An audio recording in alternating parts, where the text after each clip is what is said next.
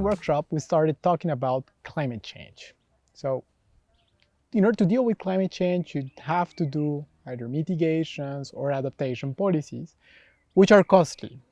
And that cost, we know what's the monetary cost of that policy. And to compare it to the benefits, what it's done is to use a measure that's called the social cost of carbon. So what does that measure contain? So recent studies have shown that that measure can be decomposed in several factors, but the most important one is mortality related to increases of temperature or decreases in temperatures. It could be very hot or very cold. Those are going to lead to potential additional deaths, and that's accounted for in the social cost of carbon. But how do you pass from deaths to something that's monetary, which is $200 per ton taken out of the atmosphere? So what's used is a concept called the value per micro risks reduction. What is that? So it's a very intuitive concept. So imagine that I ask 1,000 or even 10,000 individuals, how much are they willing to pay to reduce 1 over 10,000 risk? So let's say that they're willing to pay $1,000 or euros, depending on the country you're asking that, of course.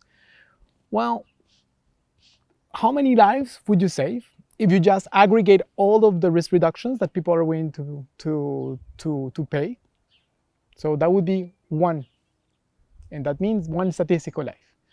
How much is this society willing to pay to avoid 1 statistical life? So to save 1 statistical life, well, that's going to be the sum of all of those willingness to pay. And that value is going to be what's considered this value that the society attributes to save 1 additional life. Now that we have defined the concept of a value for mortality risk reduction, so I told you that the aggregation of the willingness to pay is how much the society is willing to pay to save 1 additional life. So that value equals to 10 million in my example. Now, let's assume that that population is on average age 40 years, right? So what you can do is that you divide that additional life that you've saved by, let's say 40, which would correspond to the life expectancy, which would correspond to 40 years.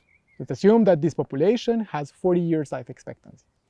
So that means that if you take the 10 million and you divide it by 40, you know how much society values 1 additional life year, right?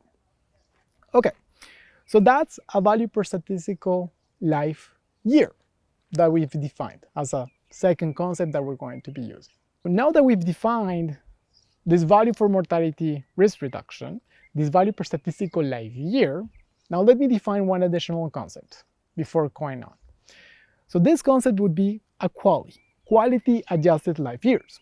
Of course, you can tell me what is exactly living 1 year if you have no quality of life, right? So now we want to integrate that aspect. So this concept comes from health economics, and it's very popular in health economics because it allows us to compare different health states. So imagine that I am in a health state which is very bad, and let's imagine that cancer, that's a very bad situation to be in. And you ask me how much time would I prefer living in full health as compared to cancer, to having for 1 year.